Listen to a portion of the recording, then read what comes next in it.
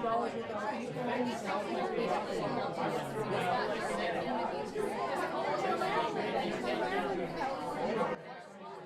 alaikum wa rahmatullah. Wa alaikum salam. How's it going, man? Alhamdulillah. What you up to nowadays? Nothing much. Enjoying the weather. How about you? I was enjoying the weather until I got a question. People be messed up, dude. This lady emails me and says she's expecting, mashallah, and her husband tells her that we can't afford a baby, so you should abort. Oh my God. Like, how he could say that, I don't understand. Like, we don't have rizq, this is not the time, and he's even dropping some religious justification in there. Subhanallah. And he says things like, oh, you know, in the first few months, the angel hasn't blown in the soul to the baby yet, so it's not really a human, so it's all good. Now, the thing of all of this is, I'm not in a position to give fatwas, right? And I'm never going to do that. But first of all, to cite that we cannot afford this child.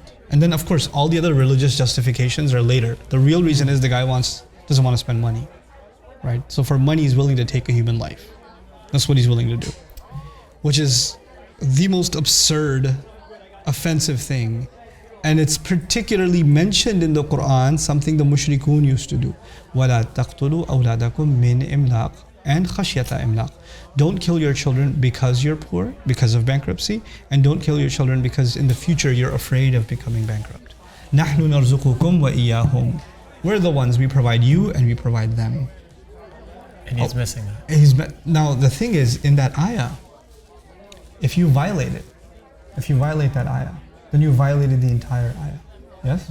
You know what that means? That Allah will stop providing you.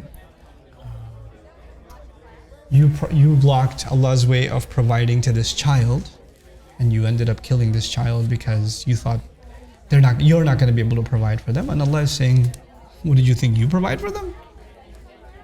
I do. Like, Allah takes credit for it himself. And if you deny that, then you're denying your own road to rizq. Like, if this person's so seriously scared about money, they should be really scared if they even suggest this idea. And for the sister, I haven't responded to her yet, but what I would probably tell her is that she needs to hold her ground. Yeah. And she needs to, this is her baby, and this is a gift that Allah has given her, and no husband has a right to say that. Husbands do not have the right to say that. That is just absolutely wrong. I don't know where they get the idea that they have the right.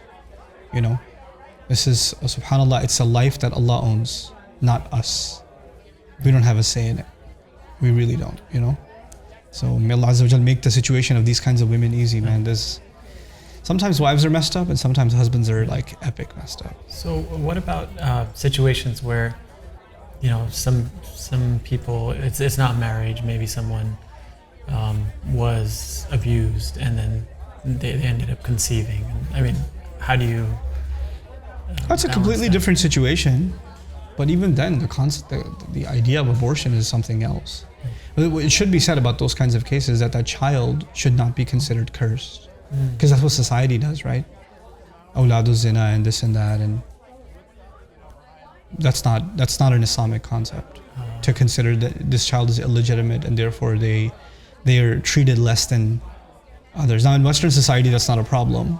Marriage out of wedlock and children out of wedlock. But in Eastern society, traditional religious cultures, Muslims included, it's a major problem, right? Now zina itself is really bad, or rape or whatever may have happened. That's a crime and that's dealt with separately. But this child is not supposed to pay the price of somebody else's crime. They're not supposed to do that. As traumatic as that may be for the mother. This child is not supposed, and I'm not talking about abortion because I don't know, that's a separate issue. But what I am talking about is just that child should not be stigmatized. And the overarching principle that protects that child from being stigmatized is one statement from Allah. One saying says it all. وَلَقَدْ كَرَّمْنَا بَنِي آدَمَ. We honored all children of Adam. That child is also a child of Adam, which means they're dignified by Allah. Which means at a certain point in the pregnancy, a ruh came and was blown into that child also. And that ruh was also from Allah. Allah sent it. Angels also descend on these mothers, right? Yeah. So that's not something we can take away from them. There's the complicated side of this problem, which is the abortion itself, Yeah. right? Which I personally don't see how you can justify, but there may be arguments. I don't know them, and that's something fuqaha deal with. But the moral side of this, and what's in the best interest of this baby, that's a separate problem altogether.